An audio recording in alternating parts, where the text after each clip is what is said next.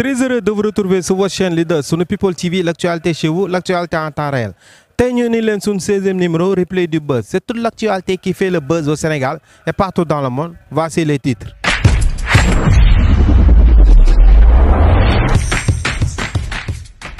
Tey ñu indi leen actualité politique. Beneen bi stop mooy suñu chroniqueur du jour muy Rita Paradise le développement. waaw gis nañ tey actualité politique bi ci gën a fës mooy prêter serment bu Bassirou Diomaye Faye def conseil constitutionnel. xam naa dañuy dem xooli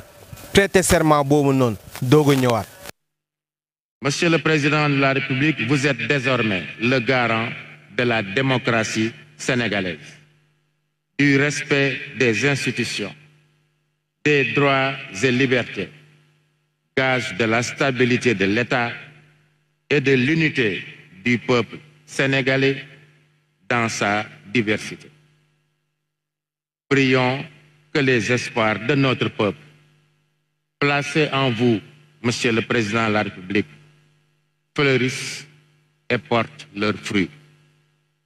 Que le Tout-Puissant vous assiste.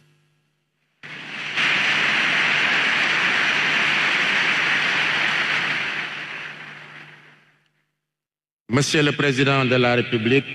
Bassirou Diomaye Diakhar Faye, au nom du peuple sénégalais, le Conseil constitutionnel va recevoir votre serment.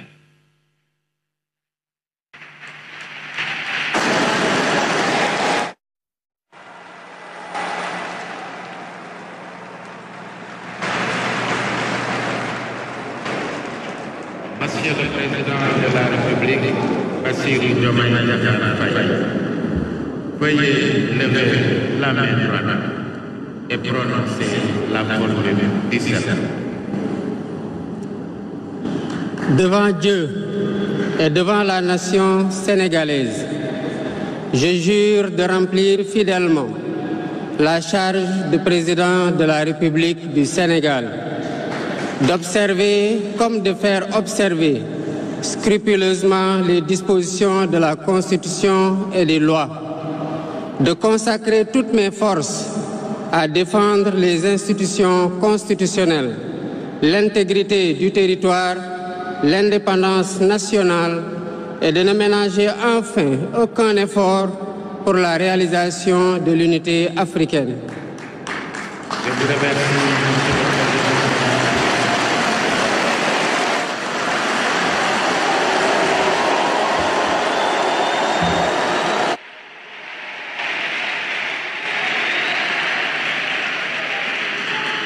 Monsieur Bassirou Diomaye Diakhar Faye, élu président de la République du Sénégal.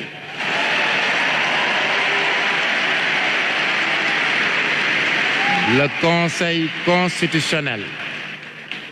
vous donne acte de votre serment et vous installe dans vos fonctions. Le Conseil constitutionnel dit que du tout, il sera dressé procès-verbal conformément à la loi. Monsieur le Président de la République, plus rien n'étant à l'ordre du jour, l'audience est levée et nous sollicitons qu'il vous plaise permettre au Conseil de s'approcher de vous. L'audience. waaw gis ngeen prêter serment boo mu def ci kanamu 7 sages yi ñuy wax ñoo nekk conseil constitutionnel boo seetee sax président yi fi jot a jaar yëpp moom mii di 5e président yëpp def nañ ko moom tamit def na ko ci boobu tamit moo invité tamit ay naataangoom président yu bëri gis nañ fi président yoo xam ne ci yeneen nguur yi ci yeneen dëkk yi lañ nekk ñu doot a ñëw xool prêter serment boobu noonu. xam naa ay tamit ci loolu la ñuy dem xooli lii nii prêter serment boobu noonu ak naataangoom yooyu président yi mu invité dañuy dem xooli article boobu noonu ñu ñëwaat. L'ovation de la salle pour accueillir Bassirou Diomaye Faye qui va prononcer son premier discours officiel en tant que président de la République du Sénégal. Mesdames et messieurs, vous êtes en direct sur la RTS et dans un instant, Le peuple sénégalais, toute la nation, le monde entier attend d'entendre ce discours du 5e président de la République du Sénégal. Excellences, Monsieur Mohamed Ould Cheikh El Ghazouani, président de la République islamique de Mauritanie et président en exercice de l'Union africaine. Excellences, Nana Addo Akufo-Addo, président de la République du Ghana. Excellence, Adama Barrow, président de la République de Gambie. Excellence, Dr Julius Maada Bio, président de la République de Sierra Leone. Excellence, Umaru Sissoko Embalou, président de la République de Guinée-Bissau. Excellence, général de corps d'armée, Mamadi Doumbouya, président de la République de Guinée. Excellence, José Maria Pereira Neves, président de la République de Cabo Verde. Excellence, Bola Ahmed Tinubu, président de la République fédérale du Nigeria. Excellence, Thiemoko Meïle Koné, vice-président de la République de Côte d'Ivoire. Excellence, colonel Malik Diaw, président du Conseil national de transition de la République du Mali. Excellence, Monsieur Ousmane Bougouma, président de l'Assemblée législative de la transition du Burkina Faso. Excellence, Monsieur Edouard Ngirente, Premier ministre de la République du Rwanda. Excellence,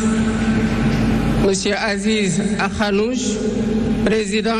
Premier ministre du Royaume du Maroc. Excellence, Monsieur Moussa Faki Mohamed, président de l'Union africaine. Monsieur Omar Ali Touré, président de la commission de la CEDEAO. Monsieur Abdoulaye Diop, président de la commission de l'UEMOA. Monsieur le président de l'Assemblée nationale. Monsieur le Premier ministre, Madame la présidente du Haut Conseil des collectivités territoriales, Monsieur le président du Conseil économique, social et environnemental, Mesdames, Messieurs les membres du Conseil constitutionnel, Mesdames, Messieurs les ministres d'État, Monsieur le Premier président de la Cour suprême, Monsieur le procureur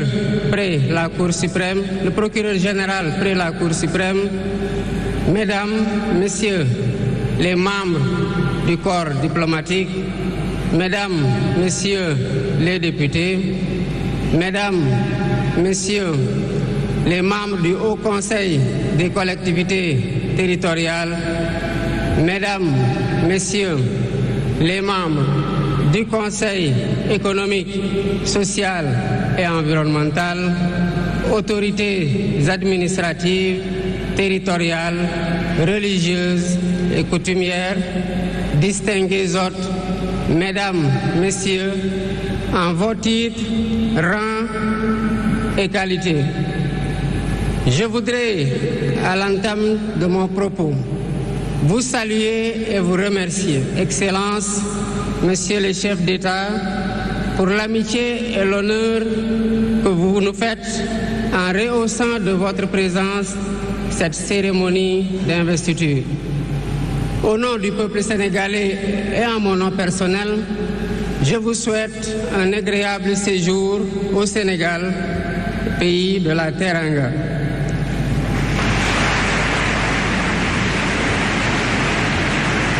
Mes salutations et mes remerciements vont aussi à tous les pays amis et institutions partenaires qui ont envoyé des délégations ainsi qu'à tous nos invités. Monsieur le Président du Conseil constitutionnel, je voudrais vous remercier et remercier les membres du Conseil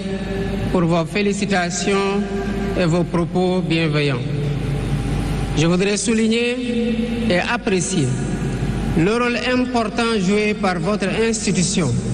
dans le bon déroulement du processus électoral jusqu'à son terme. Le 24 mars 2024, le peuple sénégalais a voté dans le calme et la sérénité, faisant de moi le 5e président de la République du Sénégal. Et ce, dès le premier tour,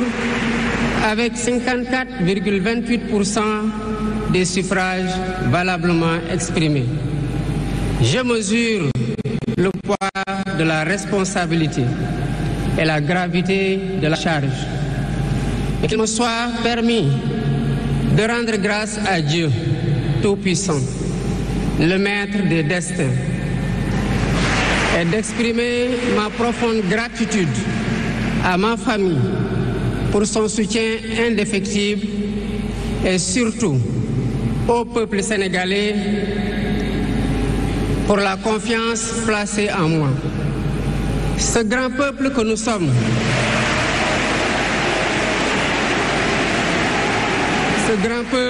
sommes, au prix de vies perdues, de blessures irréversibles, de libertés confisquées, de carrières brisées, a démontré à maintes occasions et dans des moments critiques son attachement à la paix et aux valeurs républicaines. En m'adressant à ce jour, il me revient le douloureux souvenir des martyrs de la démocratie sénégalaise, des amputés, des blessés et des anciens prisonniers. Je garderai toujours à l'esprit les lourds sacrifices consentis afin de ne jamais vous décevoir. Hommage doit aussi être rendu à nos aînés qui se sont battus pour l'avènement de la démocratie sénégalaise. Ils ont posé les solides fondements d'une nation indépendante et d'un état de droit secoué par moments, mais toujours debout. Nous leur sommes redevables pour les valeurs de liberté, de justice et de progrès qu'ils nous ont données en héritage. C'est pourquoi il est essentiel que nous connaissions les succès et les échecs de nos dévanciers, les chemins humbles qu'ils ont suivis, puisque nous sommes la résultante de tous leurs efforts. Voilà pourquoi, en définitive, c'est le Sénégal qui a gagné le 24 mars 2024.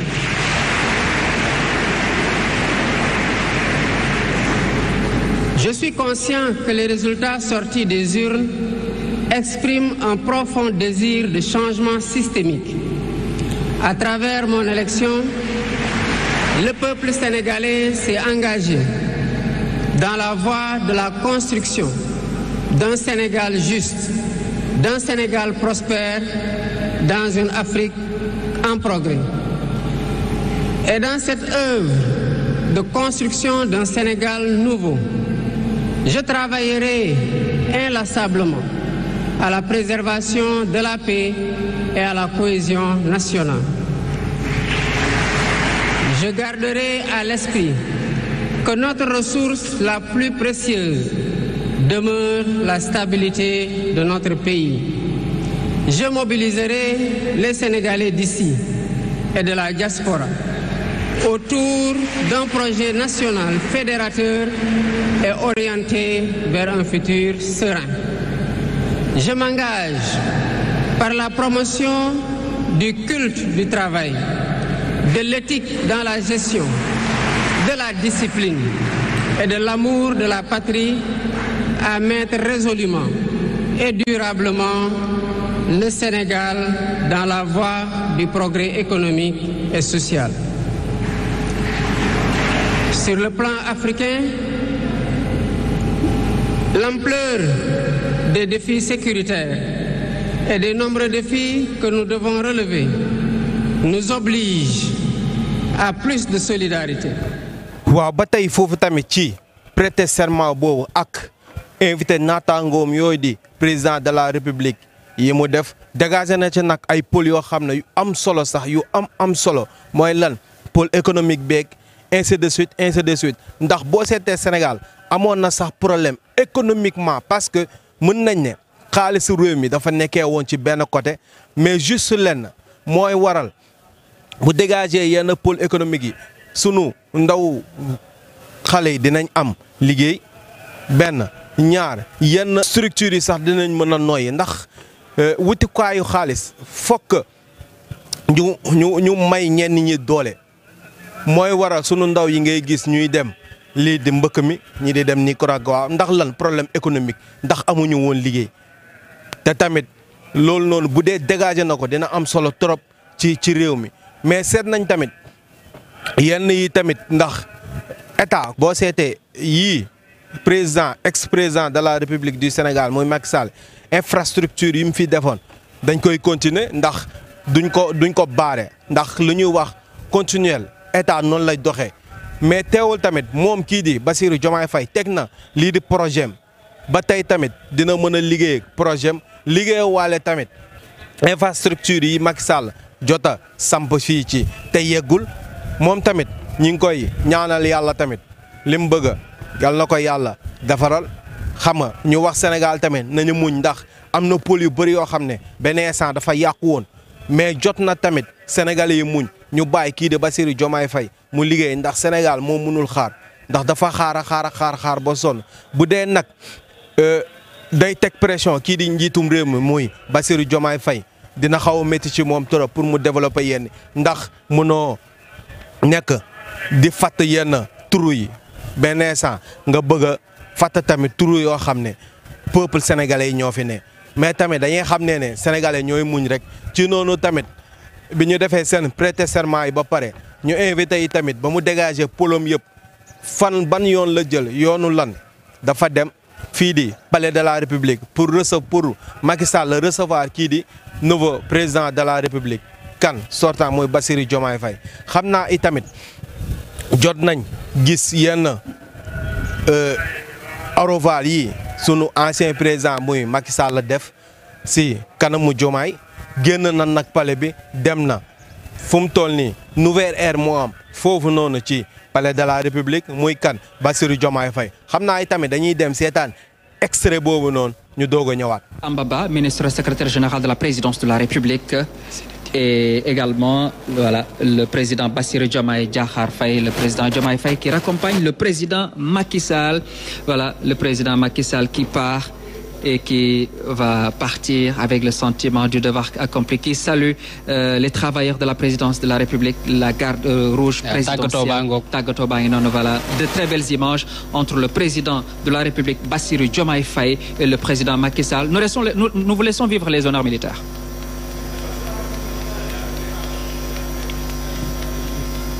Voilà la dernière accolade entre le président de la République, son Excellence Bassirou Diomaye. Et cette chaleureuse poignée de main entre le chef de l'État et le chef de l'État sortant, le président Macky Sall. Le président Macky Sall qui s'en va maintenant. Et voilà, nous sommes maintenant avec le président de la République, son Excellence Bassirou Diomaye Faye, 5e président. Et qui va venir occuper les lieux. Et qui va venir occuper les lieux. C'est ça, l'histoire, c'est ça aussi la vie, c'est ça le déroulement. Un cérémonial, tout un rituel avec ses honneurs militaires qui lui sont rendus dès le début. Nous saluons en tout cas l'équipe de la présidence de la République qui nous a beaucoup aidé ce matin. Omar Nying qui est là depuis ce matin, qui nous a beaucoup aidé avec sa générosité légendaire également. Toute l'équipe présidentielle. Le président Macky Sall, vous le voyez, donc est en train de partir et va maintenant, il fait la revue des troupes, dernière revue des troupes.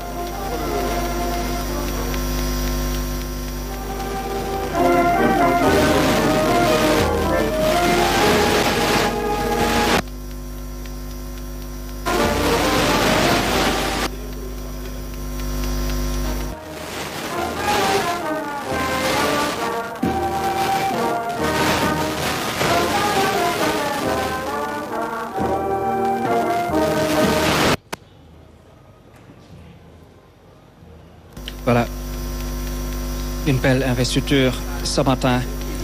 D'abord déjà au centre des expositions de Diamniadio, ensuite ici avec la réception du président de la République, son Excellence Bassirou Diomaye Faye, qui est maintenant le 5e président de la République du Sénégal. Le président Macky Sall, voilà, est parti et qui a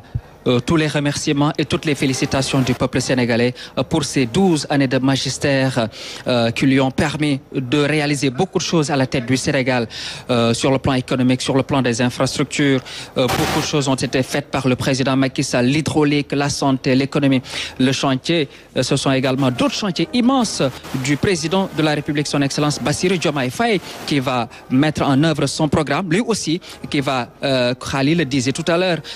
continuer les chantiers, continuer l'émergence économique du Sénégal avec des réformes. Bien entendu, il y aura des réformes. Certainement, il y aura des réformes. Il y a même le président Macky Sall, quand il était là, il était dans ses réformes. Et le président de la République, son Excellence Bassirou Diomaye Faye, va faire des réformes également.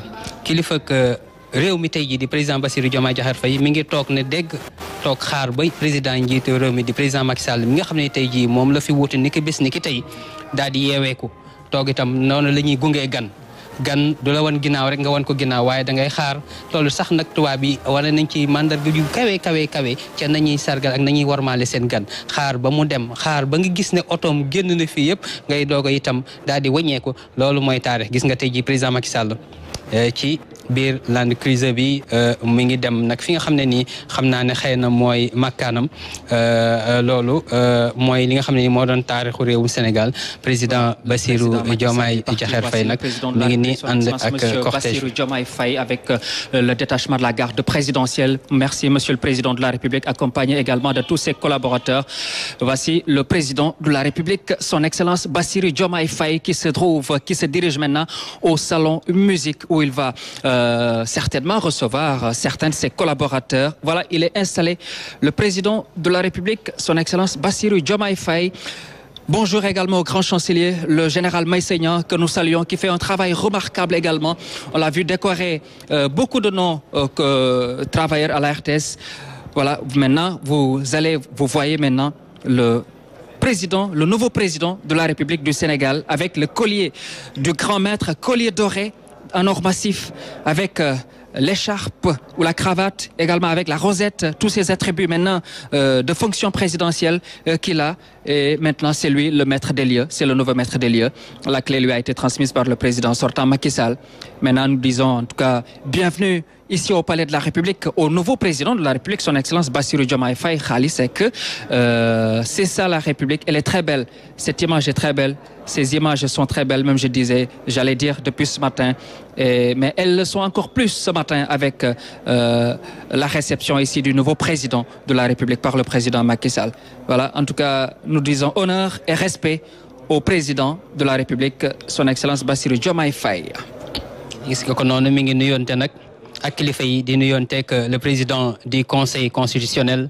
xam naa ne muy way itam di ko ndokkeel way itam di ko ñaax di ko soññ di ko jox itam ay xalaat ndax noonu la àdduna bindoo nit ki itam bu fekkente ne da nga koo yéene ndam la nga xam muy néew ak a bari ci sa xam-xam da nga ko koy laabire ni ñu ko gisee nag ni ñuy diisoo ni rek nga xam ne wax dëgg yàlla am na lu dox seen biir ci loo xam ne itam xeetu warmaalente la ak xeetu loo xam ne itam xeetu cofeel la ak xeetu cër bu ñuy delloonte ndax lii doon na loo xam ne nii taarix da koy bind histoire da koy bind seen nuyonte yi ak sargalante bi moom nag président conseil constitutionnel ñoom seen tur itam ak seen ab liggéey wax dëgg yàlla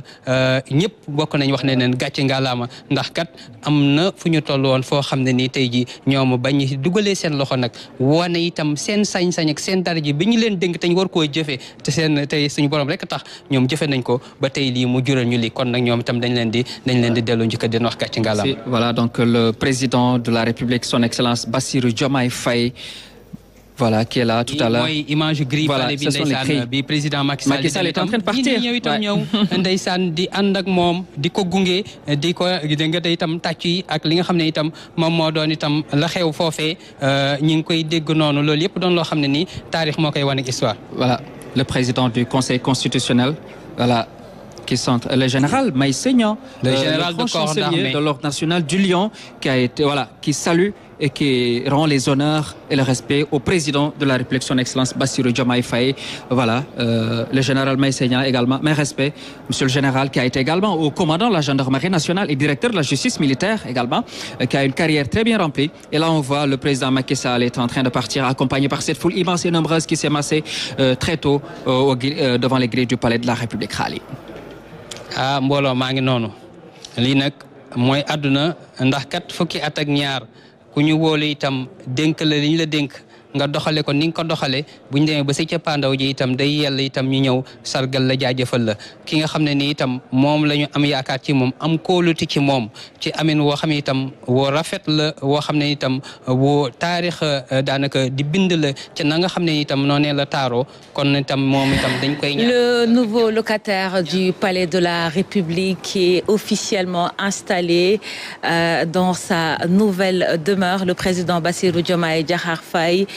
à qui le président sortant Macky Sall a remis officiellement, on l'a vu, les clés de ce palais de la République. Une journée historique, Mama Moussa Niang. waaw yaram daw na bu ñu mënoon jot Alaaji Mansour Mbaye xam naa ne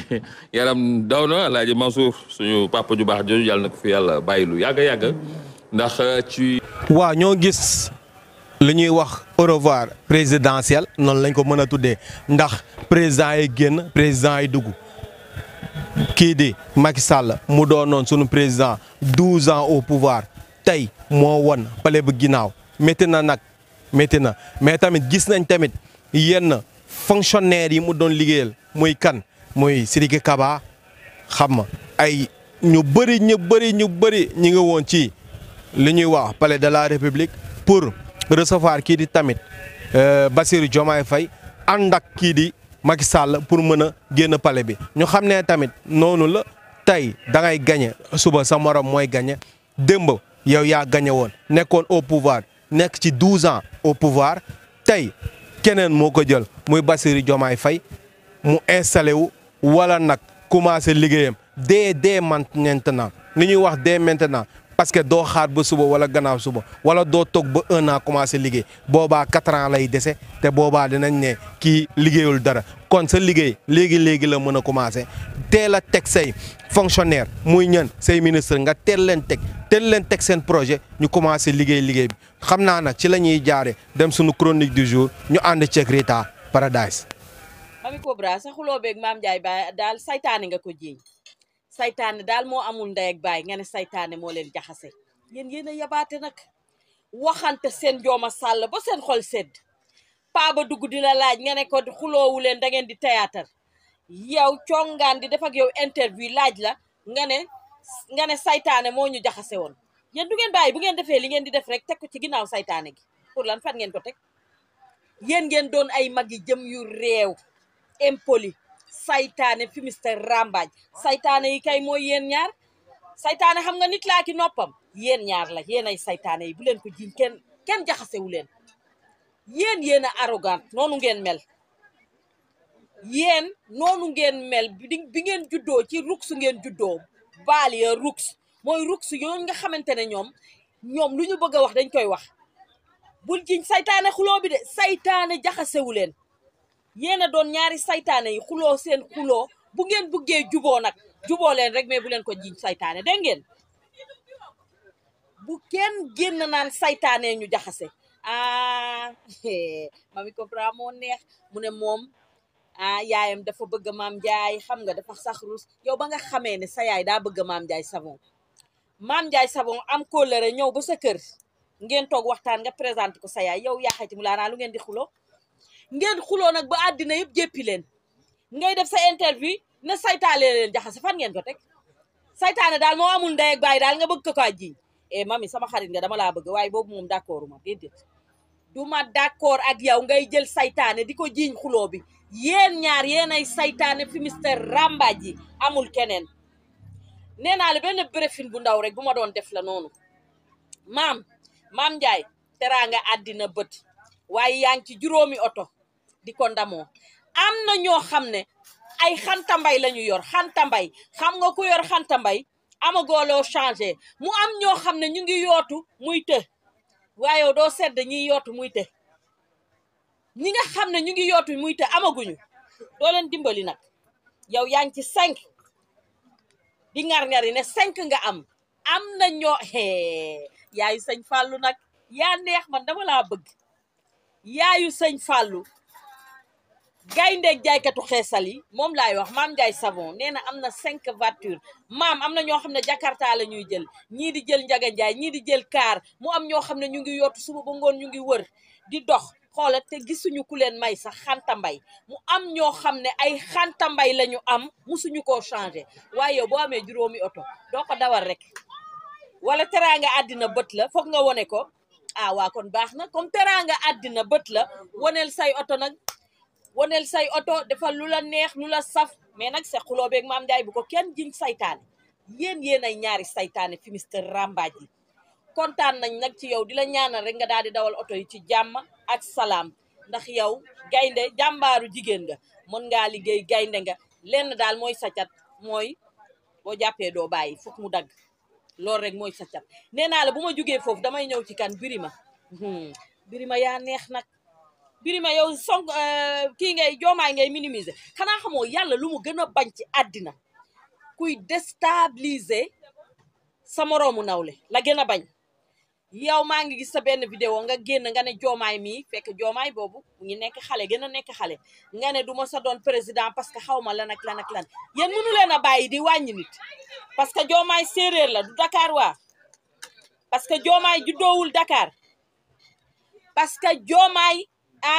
daal moom ca village ba la dëkk waaye tey ngay xam ne nag xoola borom bët bu rëy bii mooy kun fayakoon te li ka neex rek lay def ci nit joomaaya lay jiite far la force doole mbaam nga bëgg ko nga nangu ko mooy doon sa président di daagu ca pale ba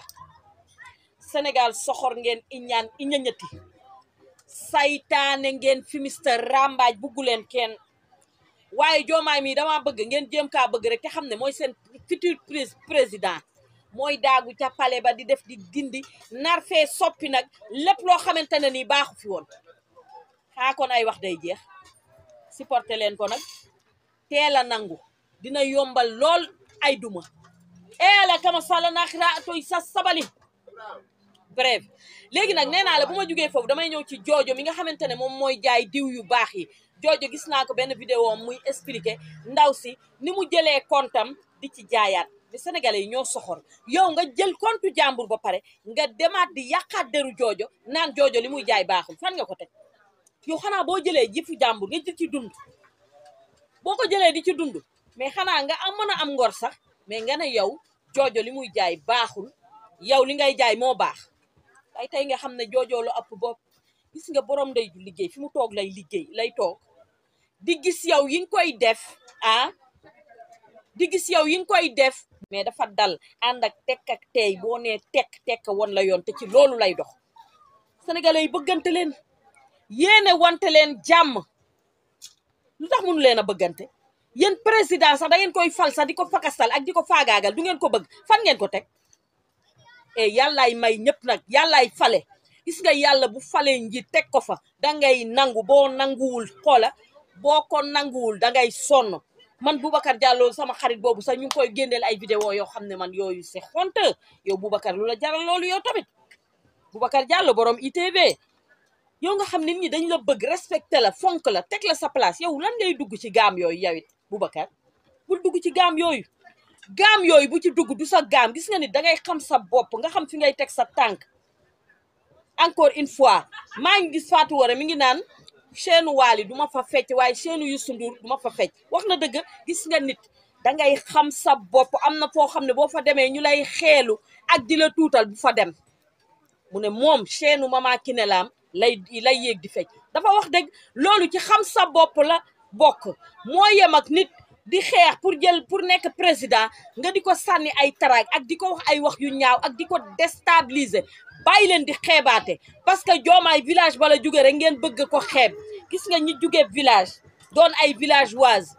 ñoo gën a tekki ci réew mii ñu nekk ñoo fi doon président doon fi ministre xanaa kay dañuy dem ba benn instant ñu daal di beew mais bàyyi leen nit ñi tamit ñu liggéey bàyyi leen nit ñi joomaay yéegagul sax ku nekk a ngi wax balaa maa dee ñale toog fee naan moom kay woowul papaam géej na ko gis yaa xeetum laa naan lu suñu yoon lan mooy suñu yoon ci vie privée am ci ay parents am ak yaayam Diomaye dañ ko fal mu nekk président jéemuñu ñun suñu yoon nekkul ci la mu seq ak waa këram ak ay papaam ak ay yaayam nit ñi bàyyi leen dee leen maandu dafa am solo te gis nga nit bu nekkee président yàlla teg ko ca kaw da nga koy respectante leen Diomaye président lañ ko faluñu ko koo xam ne fu mu dugg wala fu mu lii dañ koy lijjanti wuñu ko ku ko woo ku ko woowul ku ko wax maa ngi gis Bara no stress def ci vidéo mais il a parfaitement raison yéen lu tax ngeen mënu leen a respecter nit ñi te jox leen seen ak seen yelleef gis nga nag mënu leen wax ba Diomaye mii jóge ca séeréer ya du leen jiite da leen di jiite far la force doole mbaam gis nga ni Maria Sin may sa biige Maria Sin Mar nekkee ci réew mi yor couronne bi di woy mook Viviane ma say sa jëy Fatim Penda ak maa ñaan xoola Diomaye noonu la koy nekkee kenn du ci mun dara respecté leen nit ñi encore une fois te ngeen jox Diomaye gëddam ak àqam ak yelleefam man je suis apolitique sama yoon nekkul ci politique mais dafa am loo xamante ne nii dafa ñaaw. waaw xam naa déglu ngeen kii di sama chroniqueuse bi am solo chronique yi muy def kan